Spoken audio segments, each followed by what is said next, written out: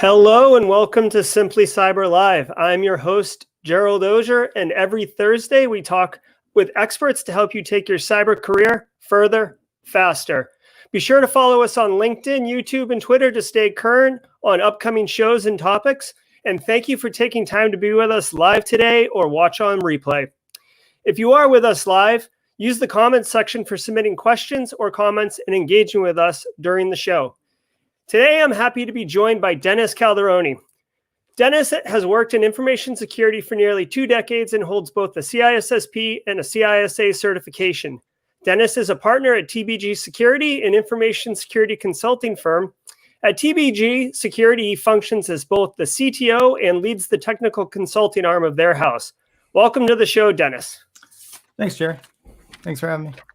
Yeah, absolutely. So, wanted to do a show on penetration testing, specifically the greatest hits, because Denis and I were talking last week about some of the work he had been doing and stumbling across a SQL injection attack in 2020, and how, some things just don't go away. Yeah, well put. Before we go any further, I have to say something that's kind of embarrassing. I've known you for a long time, and apparently I've mispronounced your last name the entire time that I've known you.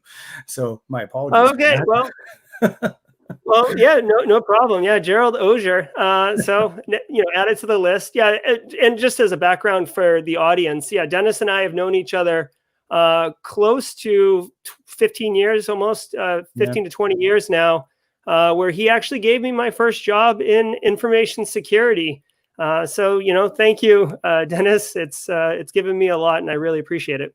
Oh, it's always important to me to shape young minds, Gerald. So, as far as the greatest hits of pen testing goes, I mean, obviously, being a professional pen tester. Actually, I guess, I gave you a little bio, but for the audience's edification, could you kind of give a little bit deeper explanation of kind of who you are and what the work is that you've done?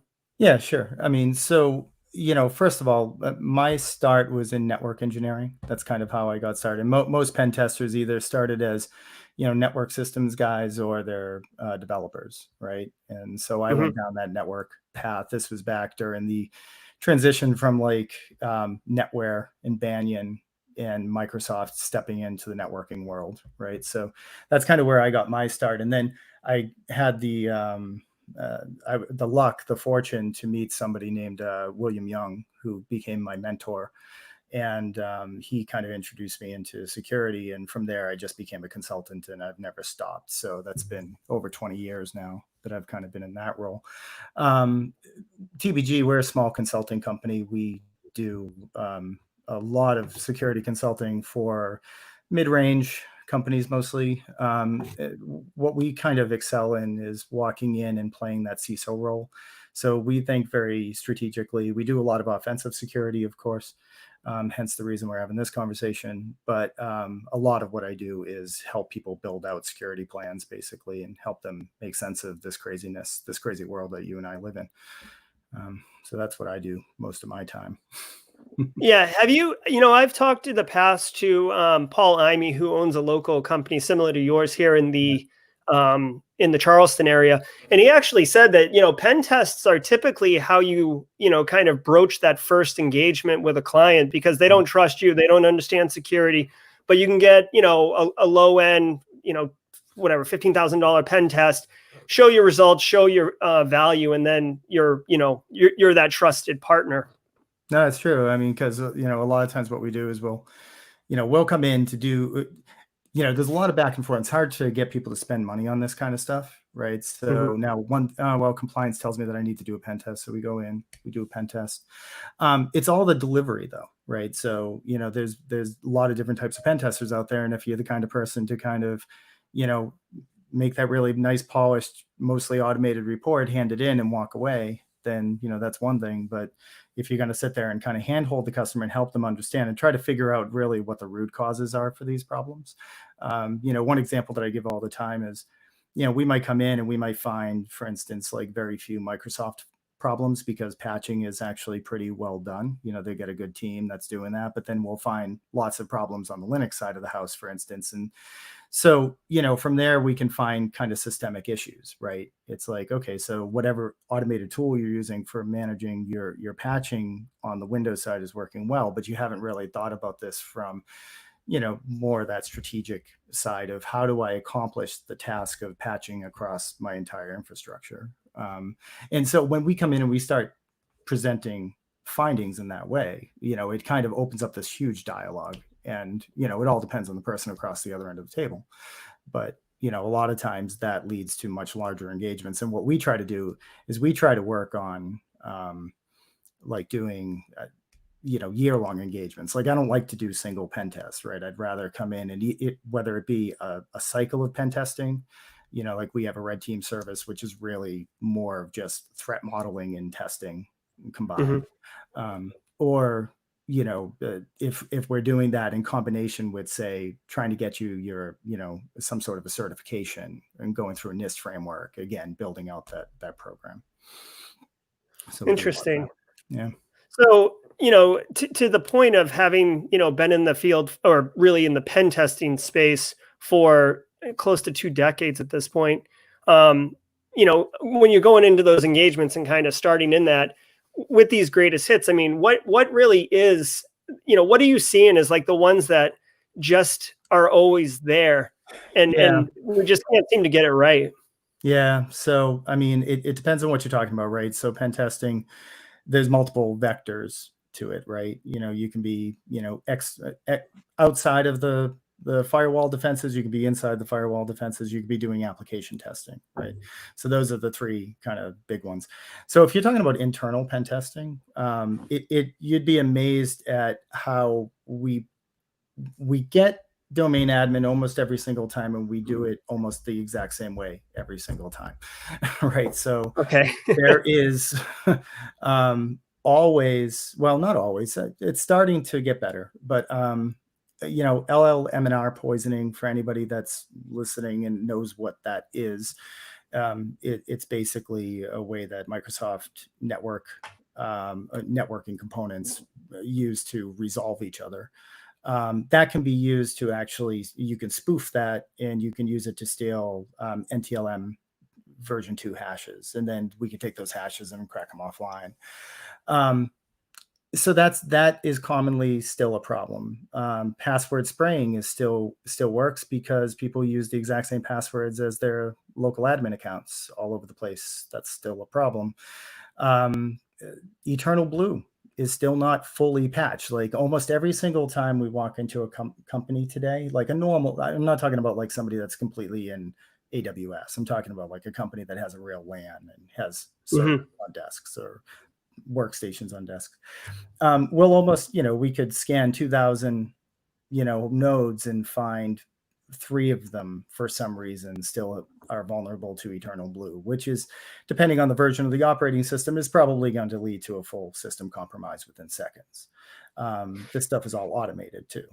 So. Yeah, it's interesting. I know in some instances, Eternal Blue, like obviously the majority just either patch it or disable. But it's always interesting to me when you get these situations where they're like, well, it's a homegrown system that we absolutely rely on for payroll, or Bob built it and Bob left the company 2 years ago and we just are afraid to turn it off. We're afraid to patch it because it'll force a reboot.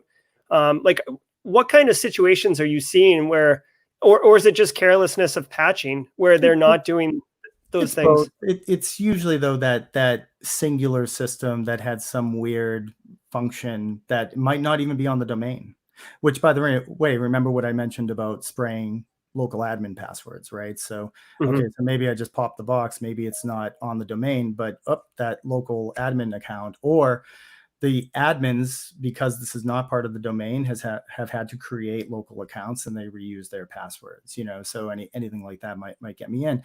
But I think the better thing to mention here is that, when I do run into these situations, it provides a wonderful opportunity for me to talk about, well, I kind of get the fact that you can't decommission that 2003 server, as much as that makes me cringe. But why don't we let's look at the design of the network then. How can we segment that system and make it so that when, what am I doing as a pen tester is I'm representing the potential of a bad actor being on a local host somewhere. So let's stick me on the user network. And if I can't get to that system, well, that's probably the best way to protect it if you really can't get rid of it. So that's the level of dialogue that we're trying to have with our customers. And really the best way to address situations like that. Obviously, we want to get rid of the 2003 server ultimately. Yeah. Well, so to that point, we had a question from someone in the audience, John Helmuth, who's a big friend of the show. He asked about, what are your thoughts around the benefits of evaluating business practices during a red team engagement? Oh, I love it. it. He offers up his own perspective on that as well. Yeah. So I see. Yeah, no, I totally agree, John. You definitely want to be doing that. And that's what I said. Like, again, there's lots of different people doing pen testing. One of the things that we kind of pride ourselves in is being able to, sit across the table and ask business questions. Like I look at risk. I look at cyber risk as just being another business risk personally. And quite honestly, I don't want to see you spending too much time trying to fix a cyber problem that fixing the problem is going to cause you more business risk than leaving it. Right. So I think you really have to look at these problems holistically like that. And depending on your audience, it's probably going to be very well received to take that approach as well. It's very important. So you actually had just mentioned, you go into a more traditional on-prem infrastructure and basically find those kind of old end of life systems, but you explicitly qualified it, not someone all up in AWS. So that's clearly the way it's going. Not fully, but there's a lot of infrastructure in the sky, and even leveraging PaaS services instead of building out the full, stack. So from a pen testing perspective, I'm kind of curious, are you seeing just rehashes of the greatest hits up in the cloud, or are you finding a new class of situations up there? Yeah, a lot of times it depends on the cloud. So my experience with AWS, for instance, is that typically it's going to be a better experience, better security, I guess you could say. And let me qualify that too. For many years, Jerry, I sat there and made the argument to people, you should really put a host-based firewall on all of your hosts, right? And configure that thing and limit it. And I got foo-fooed over and over again. And then AWS came along, and guess what? Every single host has a firewall on it, and by just design. And be careful what you wish for, because it made pen testing a hell of a lot harder. In fact, it's not even entirely relevant sometimes, depending on how good your true orchestration is in your DevOps environment and things like that. If you're really in a situation where security is baked in, I don't know how much a traditional pen test is even useful at that point. So it definitely adds challenges. Now, if you're talking about like an Azure environment, I've seen more examples where the Azure environment is configured kind of very much like just a traditional data center. And really, from my perspective as the pen tester and just trying to kind of scan the entire environment and hack things, I don't see a lot of differences. I see a lot of the same mistakes being made in the so Azure really is more of an infrastructure in the cloud versus AWS, which is really almost like a paradigm. It doesn't have to be either, by the way, but that is just traditionally how I see people using it. Where and another trend that I tend to see is like if somebody's trying to build something from scratch, if they're like the next Uber, right? It's really just it's really just an app, that kind of thing. That tends to build better on the AWS stack. And you see that happen more often when people are trying to lift and shift and just move into the cloud to get all the benefits that their 18 Microsoft salespeople are telling them that they're going to get from it. That that's going to be more the traditional, like we're just literally moving it and we're not getting the benefits from it. And I see that a lot.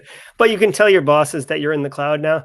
Yep, exactly. Right? And then, you can tell your next boss after you've been fired because you didn't actually save money, but you cost the company a lot of money 3 years later, so on and so forth. So we have a question from Kevin, and he's getting new to the field, and he's actually asking, in your opinion, someone who's been around for a day or two, how would someone get themselves in the door as a pen tester? Yeah. So first of all, yeah. So you mentioned capture the flag style websites, things like that. Those are really helpful for really laying the groundwork. Focusing on certifications is not a bad idea. It's just going to force you to learn all the things that you need to learn. Why not work with, like why am I forgetting the name of the company? The bug tracking companies. Oh, HackerOne, Yeah, Bug like Bounty, Bug HackerOne. Cloud, all those. Yeah, like Yeah. do that. Like, by the way, that's the stuff like, God, if I could just retire and just do that, I would love to just do that. I just have no time to work on that stuff, which is why I can't remember the name of the website. Well, yeah, But, there's like no, I there's like would 3 or definitely 4 of them now focus. at this point that are pretty big. Yeah. And by the way, the hacker, spaces too, and the hacker communities, right? So there's lots of things like, one of the Slack systems that I'm on is, what is it? I forget what it's called. I'd have to look it up. I'm sorry. But, I've got a bunch of Slack channels, and some of them are, they're just like-minded pen testers that are trying to, challenge each other and stuff like that. It's very useful. So 2 things. One, so Matt Jones, who's regularly on the show and co-hosting and stuff, he's here with us in the studio. I'm going to bring him in, but then I have a question for you, Denis, regarding something that John Helmuth and I were talking about just recently. So first, let's welcome Matt to the show. Matt, great to have you. Hey, Matt. Thank you. So Denis, John and I were talking the other day about the hacker community, the pen tester community, and in the information security industry, it's gotten better over the years, but there is sometimes some toxicity around people who are elite versus people who are not elite, and have you seen any of that kind of toxicity or any type of transition over the years regarding that? Well, I'm not leet. How's that sound for the beginning of that? Okay. I'm going to be labeled by that, by whoever those people are. I mean, that stuff exists, of course, but I don't know, whatever. I don't care. Yeah. So just you don't play at a service, and that's all there is. No, exactly. Interesting. I don't play that game. I won't play that game, and I don't really care. Yeah. Well, thank you. That's what Sure. makes Sorry him about lead, the if he doesn't care. great answer, but What was that, Matt? I said that's what makes him lead, is that he doesn't care. The people who are really good, they typically don't care. Yeah, it's like, what? I've met a lot of hackers or pen testers or whatever that have really impressed me over the years with their, very, very impressive skills, right? The people that just can code like, it's nobody's business, and it impresses the crap out of me, and I don't have those skills, and that's great. But I respect for what they can do, and there are certain places for that, right? You don't want to hire, if you're semantic, you don't want to hire me to kind of build that stuff because I don't have the skill set for that. Somebody else has that. So, good for them. But ultimately, I will say this, though. I mean, as a professional pen tester that goes into a lot of different type of companies and working side by side with some of those very elite people, I've been in many situations where they didn't find the problems, but I did. I mean, I think what really makes somebody that's very good at this job is the ability to actually just kind of look at problems differently, to think very laterally, from a typical problem. That classic expression of think outside the box is something that you really have to do. And I'm a very tenacious person. Like, I can't tell you how many times I've eaten my shirt or 3 shirts on a pen test because I just couldn't let something go. Like I am just up all night long trying to, and it's so stupid. I don't even have to do it. It's like, I know the vulnerabilities there. I could just explain the vulnerability, but God damn it, I want to get it. Right. So, I spend ridiculous amounts of time. We look afterwards at like, oh, let's see what our margin was on this job. Oh, margin bad. But I Yeah, solved the but problem. for those of us who are in-house security guys, most businesses don't have in-house pen testers, right? I mean, it's a very specialized skill. Yeah. And doing vulnerability management for years, it's one thing to know the vulnerabilities there. You can run a vulnerability scanner and you can tell that it's there, right? Yeah. But actually working with that engineer to say, this is the validation. Having that pen tester come in and pop that box and getting root on it, getting shell, that's where you can say, see, this is what happens and this is why we need to get this fixed and why we need to improve our patching cadence and stuff like that. I'll tell you, it's necessary. I'll tell you too, Matt, like when you're presenting this information to people that maybe don't really understand it or have trouble kind of internalizing the information and turning it into a business problem or something like that. A lot of times what I do is I save the, I save the porn for like later on in the process, right? So I explain it. I make sure that everybody understands it. I know that they don't really care enough. And then I show them the video, the screenshot, the data actually on the screen. And then, then you start to see the gears turn. And so it's funny. I've actually learned like that's a very careful cadence that I have when I'm presenting with certain audiences.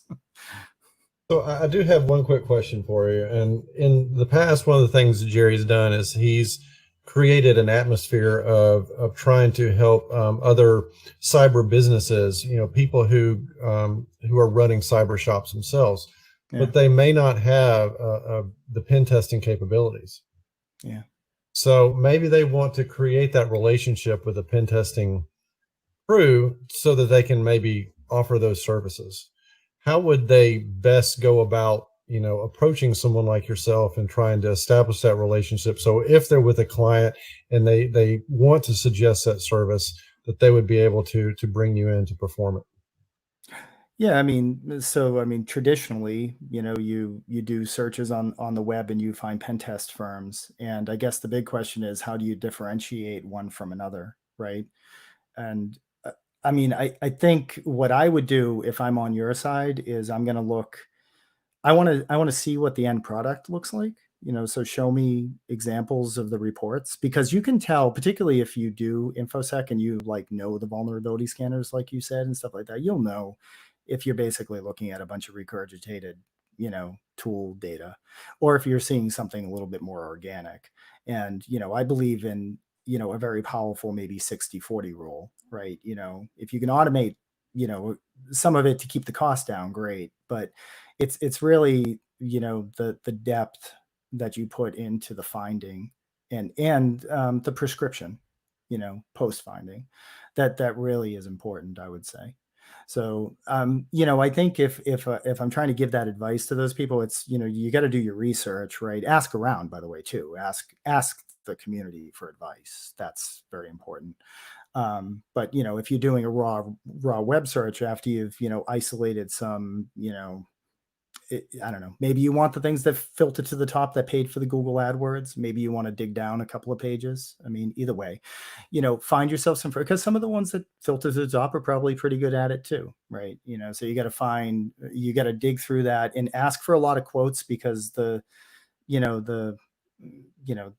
money part of it varies quite a bit. To be honest with you, we're kind of expensive, but a lot of what we do is very hands-on. We don't leverage those tools too much. We use vulnerability scanners, of course, and things like that. But a lot of what we're doing is, again, losing sleep at night, trying to really prove the point. Thanks. Yeah. As John put Team No Sleep in the John's a pen tester as well. Team No Sleep. So actually, John has another question for you, Dennis. With AWS pen testing becoming popular but deviating from the normal methodology, as we just outlined, how is explaining AWS pen testing to a client how do you do that when they're requesting an engagement? Yeah, so one thing that we typically do, it depends on what we're doing, right? If you're talking about, look at my app that's in AWS, then maybe it doesn't really make that big of a difference, right? Just give me access to the endpoint, whatever that is, the API endpoint or the GUI or whatever. But if we're talking about, where I want to understand if my AWS environment is sound, right? Then, we have to kind of do a combination of, we can do pen testing, particularly to meet the compliance requirements, because there's this word pen test that needs to be done. But a lot of what we're doing is actually much more proactive than that, right? We're going to say, give us read-only access into the tenant and let us, run CIS security tools against that, to make sure that, you're doing things in proper way. We're going to try to also understand like how you're doing key management within the environment, and stuff like that. So that stuff is going way beyond pen testing. That's kind of more assessment kind of stuff. But we've figured out at one point, it's like, boy, our AWS pen tests kind of suck, right? We kind of got to that point where we're like, we're just not again, I just told you, we charge a lot of money because we pride ourselves in doing good work. And I'm like, I looked at that at one point and went, that's not very good work. Because, the pen test part, maybe they came out okay on it, but it's like, we know that they're not managing the environment well. Like we've kind of come to that determination, but we don't have like the hard facts to kind of support that. So we've gone into the habit now of, we charge a little bit more for those kinds of engagements, but we tell them point blank, we're gonna dive in a little bit deeper with this, and we're gonna look at your infrastructure and try to understand how it works. And a lot of the pen test report is actually more just like engineering support stuff, just recommendations around that. So I've had a lot of trouble, in other words, John, decoupling those two things. I don't think that you can just pen test AWS. I don't think it really works that way. Even though like PCI doesn't know that, right? PCI can't figure that shit out. Oh, well, right. So I do this anyways, because I think I look at PCI as funny thing too, right? It's like, okay, so here's your PCI pen test report that says that you're fine. and I've used all the proper things that I need to do. Now, do you want to make the environment actually secure? Because if you do, here's some other stuff that needs to get done. But I can separate those reports out. I have no problem with that. Are you suggesting that compliance doesn't equal security? I am not suggesting that at all. I am telling you that. Yeah, that is a fact. Yes. So, over the years, I'm sure you've used a, battery of different tools and techniques and such, but I'm sure you have a couple, trusted irons in your golf bag, if you will. I guess what kind of go-to tools do you find yourself, using almost on every engagement because of the effectiveness and the comfort and the utility? Yeah. So, number one, earlier when we were talking about like, what's the thing that always works, right? Is LLM&R poisoning. So Responder obviously is used quite a bit, as is, Metasploit, of course. I still build my Dropbox. Well, some of my Dropboxes are built on Kali, but Kali rolling is making me want to blow my brains out at times. So I've kind of moved into starting to build them in Ubuntu, and then I add Pentester framework to it. So, Dave Kennedy's Pentester framework is awesome. So I love that thing. So, and that has a lot of different tools in it that I'll leverage. We were talking about SQL injection earlier. Well, SQL Map is maybe one of the best security tools ever designed. That thing is insane. What it can find and what it can do. So I use that quite a bit as well. Interesting. When you were talking about Dave Kennedy's tool, are you talking about SET, or are you talking about a different one? Pen testing framework. Oh, pen testing framework. Okay, cool. And SET's awesome too. Don't get me wrong. Yeah. I didn't know that I didn't know pen testing framework was Dave Kennedy's. Did I get that wrong? Maybe I got it wrong. I'm pretty sure that's Dave Kennedy though. Oh, I'm not. Yeah. I mean, I'm not calling you. No, I might be wrong. I am often wrong, Gerald. That is, I'm not infallible. So I might just have I might have my awesome lead hacker mixed up with a different awesome lead hacker. My apologies to whoever I'm I'm defaming there. But no, that's definitely a very popular one for me. So we use, by the way, for commercial tools, I use Rapid7 as my scanner, but quite honestly, all vulnerability scanners suck. They're all great and they're all suck at the same time. So, I actually think I like Nessus a little bit better, to be honest with you. But I've had a really good relationship with Rapid7 since they began. So in other words, I get fantastic pricing. So I'm not getting rid of it. Matt Berry confirmed it may not be Dave Kennedy, but it's Dave Kennedy's company for sure. Okay. Yeah, maybe he's not the principal author. Yeah, that's very possible. Thank you, Matthew. Thank you, Matt. Yeah, well, after Tenable changed their licensing model for their professional series scanner, it was a little bit of a letdown. Yeah. Yeah, it's funny when all of a sudden that tool that you rely on, every day I wonder when, burp is another really important one. Every day I wonder when burp, I'm going to wake up and burp is actually going to cost thousands and thousands of dollars. Luckily that hasn't happened yet, because that's so I use that tool quite a bit. I also like, what's the OWASP one? Zap. I like Zap. That's a pretty good tool. That's actually got some features in it that I really like. I like that you can kind of add to the issue library that's built into it. So you can, if you're using that on your engagement and you just have a few extra things that you want to add in there, you can just kind of throw them in. Actually, I think I found a module recently in Burp that allows you to do something similar to that, which is kind of nice. Have you? Yeah. Well, I was going to say, one of the tough things here, by the way, I should mention, is how do you get all the information from all these different tools into a report? That's a really big problem for a pen tester, and the listener who is asking about getting into this work. That's one of the most difficult things. We've used a tool called Tratus to kind of try to pull that together, but in all honesty, we've lost our faith in it.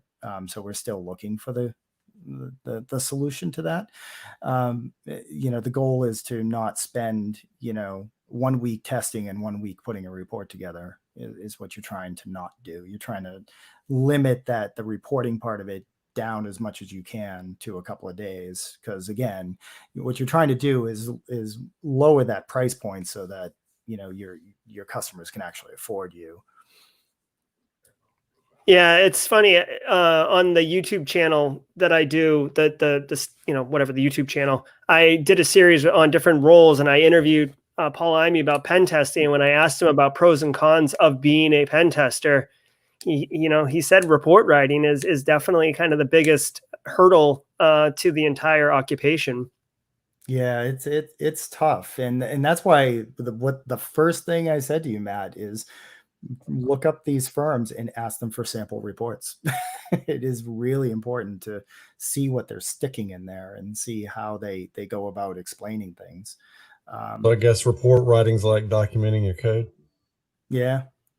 Everyone loves to document their code. Yeah. Oh yeah. It's self-documenting. Have you? My code's so clean, it's self-documenting. Do you have any experience, Dennis, with? I know this is a really particular thing, but Hack 5 has the rubber ducky and the they have a hair one, and now they just released one or something like that. Yeah, and they just released a new one called Croc Key, which is basically all of these kind of bundled into one, and it's basically a package dropper. Do you have any experience with any of those, or thoughts on it? Lots of experience with those. So, I mean, again, I've been doing pen testing for a long time. I mean, we've done a lot of physical pen testing as well. I mean, so to walk into a company with the rubber ducky and things like that. I mean, and we used to build. Remember the USB Switchblade when that came out? We used to build Switchblades. But those Hack 5 tools rock. I mean, obviously the Pineapple is legendary, and still a very useful tool. I still use Pineapples, except I will say, I don't know what the hell they did with the last version, like the Mark IV, I think was a pain in the balls. I just couldn't deal with it anymore. I still have an older one that I still like to use. So speaking of the Pineapple, do you do Wi-Fi pen testing? Yeah, sure. as kind of part of the package deal, if you will. And so where it is part of a package deal, I'll tell you what it kind of entails, right? We'll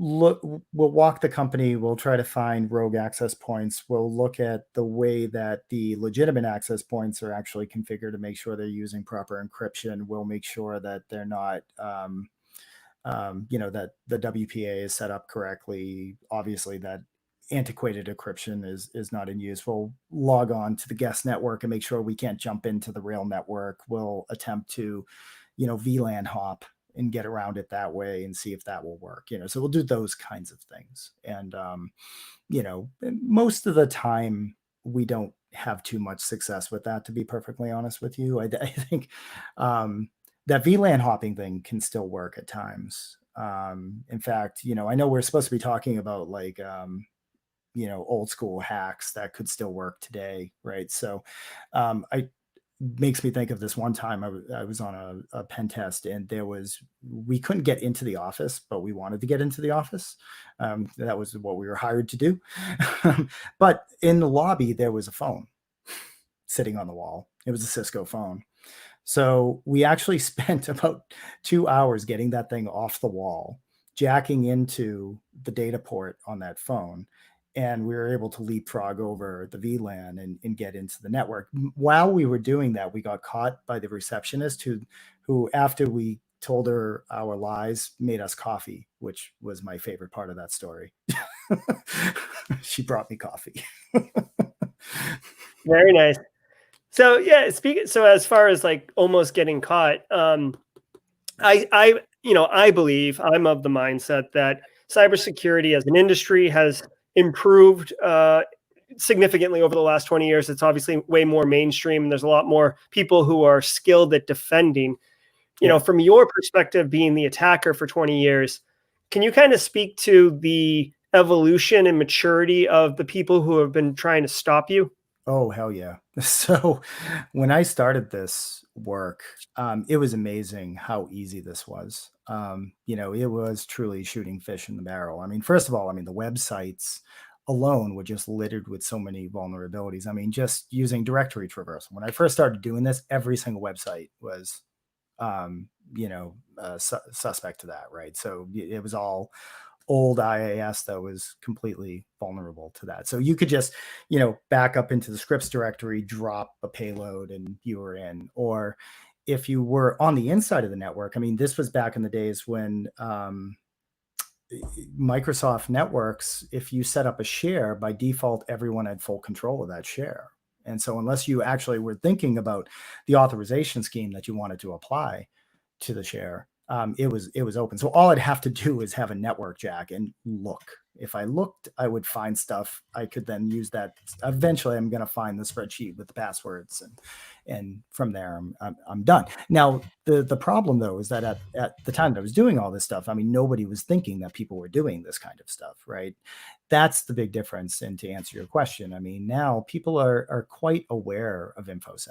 They're quite aware of cybersecurity. And like back then too, when I used to do it, the only people that would hire us to do that were very, very forward-thinking IT managers, or people that were literally trying to waste money so that they could get their allocations for next year. Like there was no reason to do security other than to actually understand that security was a problem, despite the fact that your boss didn't understand it and things like that.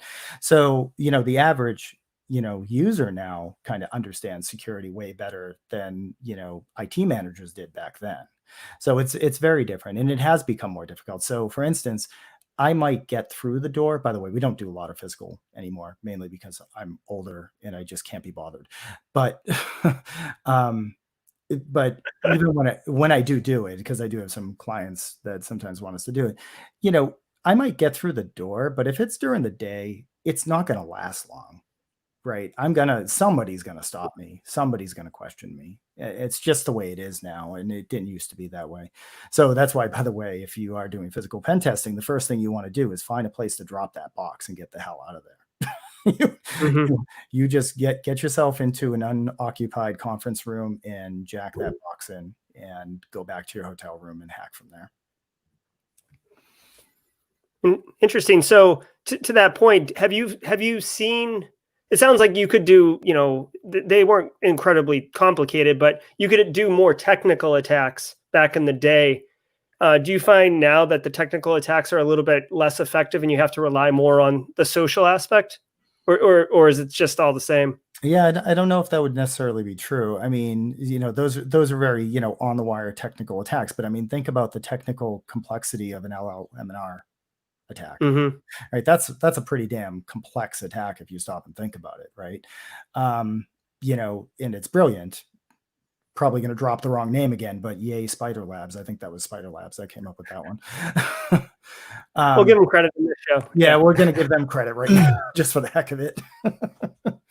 But no, I don't know. But I will say this, though, that, being creative with those, with those social engineering kind of approaches is really important. So, I mean, maybe I can talk about some of those successes that I've had, if you want. I mean, so but one thing that comes to mind is I remember, had to get upstairs, had to get past fairly good lobby security. Like the lobby security had, the security desk, and there were multiple elevator banks, and all the elevator banks were actually manned by a person who was checking to make sure that people were flashing badges. So I'm like, I'm not going to get by these guys, So what I did is I called Frank, Frank.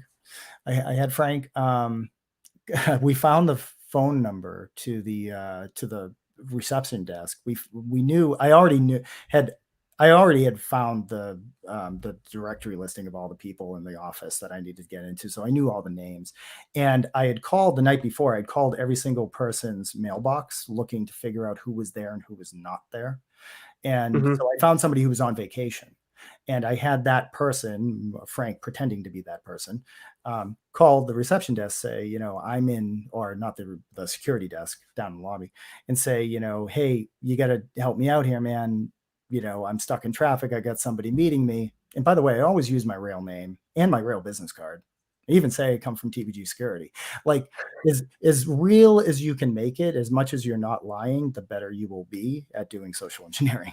So, I'll go in with my own business card and so in this case, he said, I got Denis Calderone coming to meet me. Can you just send him up to reception? Now, again, think about it. That's not like to this guy's point. He was like not feeling like he was really hurting from a security point of view. It's like still has to go up to reception, still has to be buzzed in. I just wanted to be in the elevator banks, right? Step by step, right? I just needed to get that far. And so, that's a good example of where, a very kind of creative attack in the sense that, I used props, I used multiple people, I did a lot of homework, to understand like who was, oh, by the way, it was a Japanese bank. So there were very, very few Caucasian people that worked in this office. So I had to find like, who's the guy that's on vacation that sounds like Frank Murphy? might be Frank Murphy.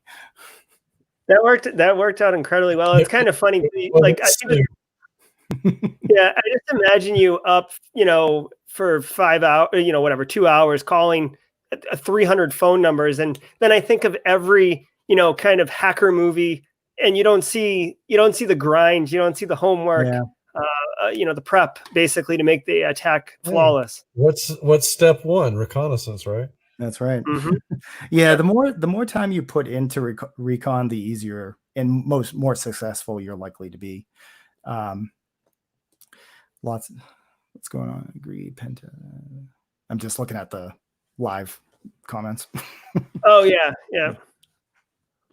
We had a comment here from John. This was a little while ago, but he referred. I liked this. PCI is sexy auditing.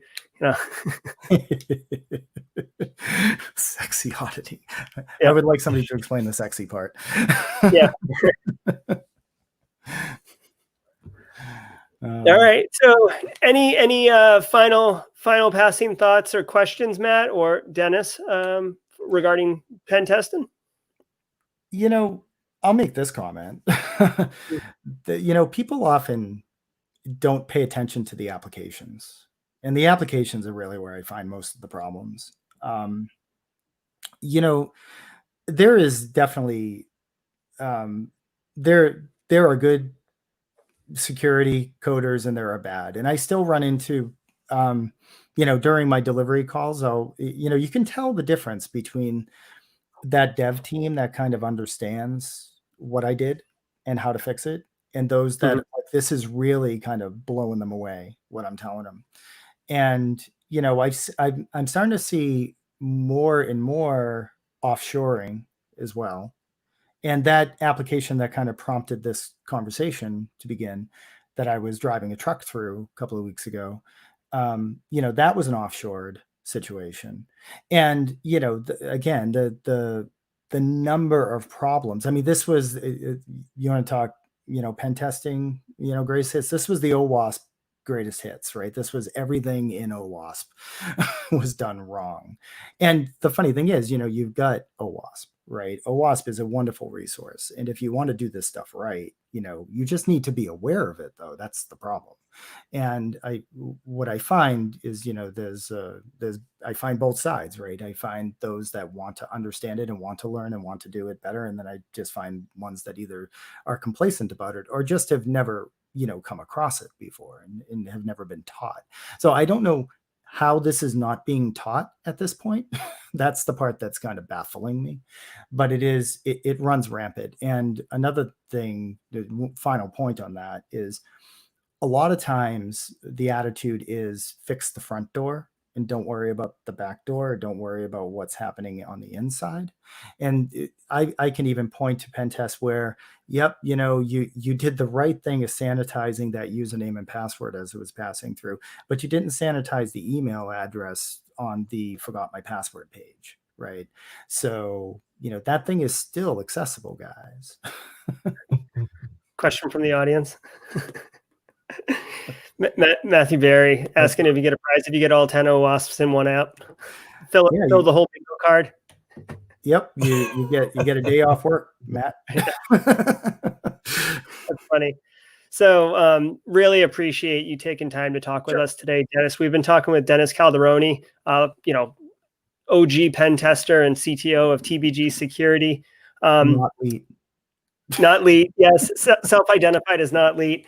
Denis, if people who are watching this wanted to connect with you, or, I don't know, I know TBG has like a newsletter they send out, and you have, some social media. Would you want to direct anyone in a particular direction?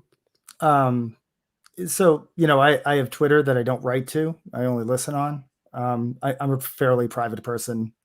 Don't really do much of the social media thing. So I would say the TBG website is the way to go. So that's TBG Thomas Boy George Security.com. Cool. All right. Well, thank you very much, Denis. Thanks, Matt, for joining us in the studio today. And I want to thank Denis for bringing us Jerry Ozier. You bet. Yeah, I try to churn one out a year. No. All right. Well, thanks, everybody. And until next time, stay secure. All right. Thanks, Jerry.